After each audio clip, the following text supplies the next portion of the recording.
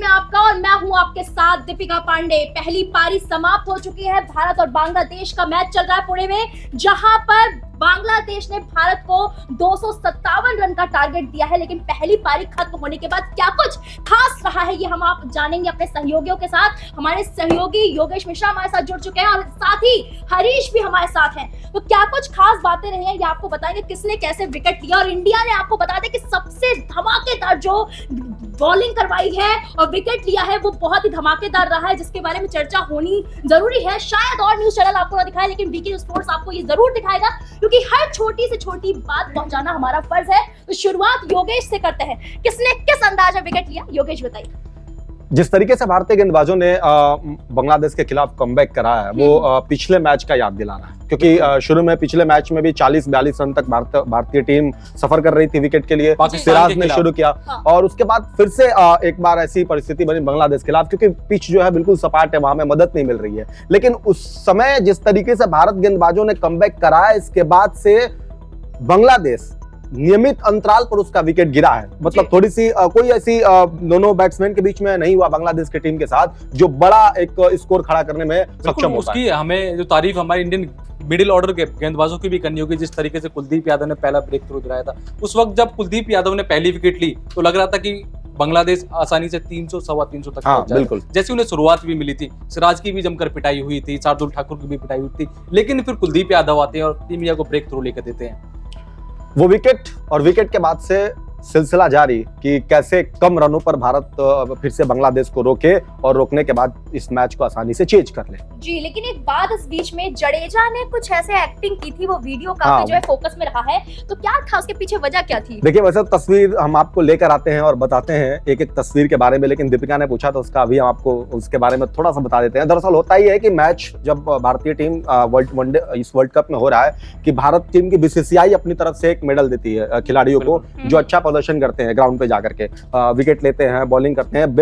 ज्यादातर वो जो फील्डिंग ज्यादा अच्छे करते हैं, अभी तक उन्हीं के पाले में गया है। तो जडेजा वो इशारों में इस बात का जिक्र कर रहे थे कि भाई कैच मैंने जो पकड़ा है वो बेहतरीन कैच है। और बेहतरीन कैच इसलिए भी है क्योंकि अपनी उल्टी साइड में जब जाकर छलांग लगाकर आपको कैच पकड़ना होता है तो बड़ा मुश्किल होता है, क्योंकि वो तेजी से गेंद आती है आपके पास। जडेजा जो है वो लेफ्ट हैंडर है और उन्होंने अपने राइट साइड में जाके जो कैच पकड़ा था, पॉइंट पे जब खड़े होते हैं तो बॉल काफी तेज ट्रैवल करती है। उसके कारण क्या होता है कि जब गेंदबाज जो अपनी स्पीड लगाता है उस पर बल्लेबाज उसे कट करता है, तो गेंदबाज की स्पीड और बल्लेबाज की पावर, तो सबसे तेज गेंद पॉइंट पे जाती है। इसी वजह से वो कैच थोड़ा वहां पे जो है मुश्किल होता है लेना खिलाड़ियों को, लेकिन जडेजा इसी के लिए जाने जाते हैं। भारत की टीम में जडेजा का यही रोल है कि जो मुश्किल है उसको आसान बनाना है, और जो चीज बाउंड्री लाइन पे करके दिखाया है, हाँ, और उन्होंने बखूबी करके दिखाया। उसी दौरान उन्होंने इसका जिक्र किया कि भाई आज मेडल तो मुझे मिलना चाहिए, लेकिन उस मेडल के दौर में और रेस में केएल राहुल भी है, क्योंकि केएल राहुल ने जो कैच पकड़ा है ना, वो दोनों में अगर मैं मुझसे पूछा जाए, देखा जाए तो मुझे लगता है केएल राहुल का कैच बेहतरीन था, क्योंकि विकेट के पीछे बहुत मुश्किल होता है वो उस तरीके का कैच पकड़ना। जी, और अगर बात करें सिराज और बुमराह की, तो उन्होंने भी जो है काफी अच्छा प्रदर्शन किया, 2-2 विकेट लिए हैं, तो उस पर क्या लगा आपको कि मतलब उन्हें और अच्छा कर सकते थे या फिर? बुमराह तो वैसे भी देश का, दुनिया का माना जाना ऐसे गेंदबाजों में एक है जो चैंपियन गेंदबाज हैं। वो ऐसे मौके पर ही बुमराह गेंदबाजी करते हैं और इस तरीके की गेंदबाजी करते हैं जिसके बारे में शायद किसी ने सोचा नहीं होगा। आज हम हरीश आप बात कर रहे थे जिस तरीके का यॉर्कर का उन्होंने इस्तेमाल किया है, बुमराह की कम देखने को मिलता है। वो एकदम टारगेटेड मिसाइल की तरह होती हैं, जो निकलती है और सीधा विकेट पे जाके लगती है। और वो टारगेट ऐसा है कि बहुत बल्लेबाज को मुश्किल, मतलब बहुत मुश्किल है कि वो रोक पाएगा उसको, क्योंकि वो जहां गिरा है और जहां पे गेंद यॉर्क जाके विकेट पे गिरती है ना, बिल्कुल पता ही नहीं चलता। दर्शकों को बता दें, महमूदुल्लाह को बोल्ड किया था, बहुत शानदार गेंद थी, एकदम लेजर गाइडेड मिसाइल की तरह। और बुमराह, मैं कहूं तो इस वर्ल्ड कप में अगर कोई सबसे खतरनाक और घातक गेंदबाज है तो जसप्रीत बुमराह है, क्योंकि वो दिखते भी हैं, उनका एक्शन भी थोड़ा वैसा है।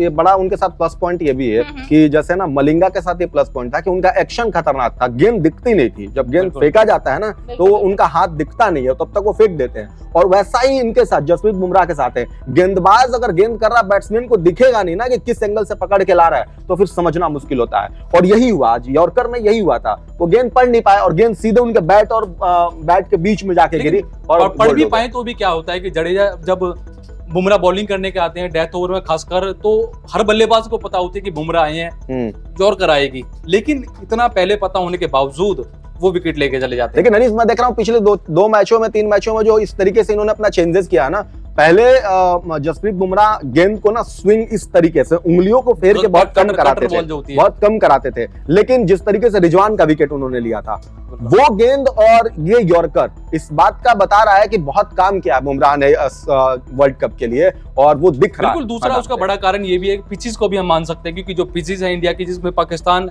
नरेंद्र मोदी स्टेडियम में खेला था पाकिस्तान के खिलाफ मैच इंडिया में, वो पिच से क्या होता है कि थोड़ी बॉल फंस के आ रही थी, तो इस वजह से भारतीय गेंदबाज पहले से पहचान गए कि पिच पे बॉल फंस रही है, तो ज्यादा कटर का इस्तेमाल किया गया था उस पिच। बिल्कुल बिल्कुल। और जिस हिसाब से आपको लगता है कि मतलब यहाँ पर बांग्लादेश के हालत बॉलिंग में पस्त की है भारत ने, तो क्या लगता है कि बैटिंग के दौरान भी ऐसे ही पस्त कर देंगे उनकी हालत? देखिए, इसकी संभावना पूरी है कि भारतीय टीम बहुत आसानी से इस रन को चेज कर ले, क्योंकि बैटिंग जिस तरीके फॉर्म में रोहित शर्मा चल रहे हैं, विराट कोहली कहें या पूरे बैटर कह सकते हैं, जितने बैटर हैं जिस तरीके से फॉर्म में चल रहे हैं, बहुत आसानी से इस रन को चेज किया जा सकता है। लेकिन एक बड़ी बात यह है कि उलट फेर के लिए बांग्लादेश जानी जाती है, और जिस स्पिनर के जरिए 2007 का वर्ल्ड कप जिन्होंने बांग्लादेश के कारण था कि जब बांग्लादेश से टीम इंडिया मैच हारती है और वर्ल्ड कप से बाहर हो जाती है। बिल्कुल, तो जिस स्पिन मतलब भारत जिस स्पिन के लिए जाना जाता है ना, वो बांग्लादेश के पास भी है, और बांग्लादेश जो आज विकेट स्पिनरों ने लिया है बांग्लादेश के खिलाड़ियों का, वो बांग्लादेश के गेंदबाज भी इस काम को बखूबी कॉपी कर सकते हैं, क्योंकि थोड़ा बहुत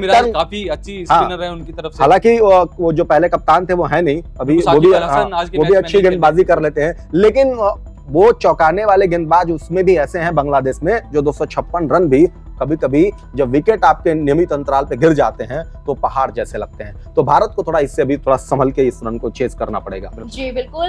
और आप दोनों ने जो है जिस तरह से बताया कि भारत जो है इसमें हालत बांग्लादेश के पास करने वाला है, लेकिन बांग्लादेश के भी बॉलर कम नहीं है, मतलब थोड़ा उन्हें अब जब हम बल्लेबाजी करेंगे, भारत बल्लेबाजी करेगा, तो उन्हें बांग्लादेश के बॉलर को थोड़ा सतर्क रहना पड़ेगा।